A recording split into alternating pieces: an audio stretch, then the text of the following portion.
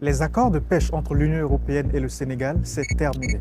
La raison, selon Bruxelles, des défaillances dans la lutte contre la pêche illégale.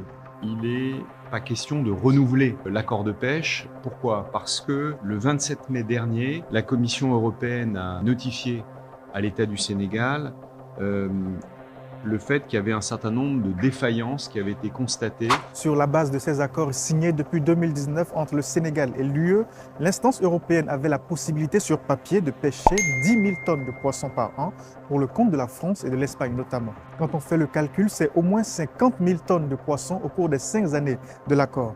Et qu'est-ce que l'État sénégalais a gagné? 12 millions d'euros, soit 10 milliards de francs CFA en 5 ans. Pour vous faire une idée, le budget de l'État du Sénégal pour la seule année 2024 est de 5 755,4 milliards de francs CFA. Les bateaux qui pêchent le merlu, ils font du chalutage de fond. Et le chalutage de fond est interdit en Europe. Ce sont ces accords qui raclent tous les poissons et qui créent une concurrence déloyale avec la pêche artisanale. Ces accords sont de plus en plus critiqués par les communautés locales et les défenseurs de l'environnement sénégalais en raison de leur impact économique, écologique et social largement perçu comme négatif.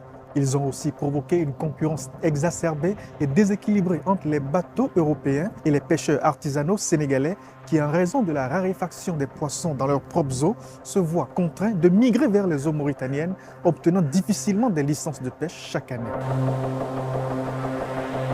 La pêche est un secteur vital pour l'économie sénégalaise, impliquant directement ou indirectement 600 000 personnes, soit environ 3% de la population.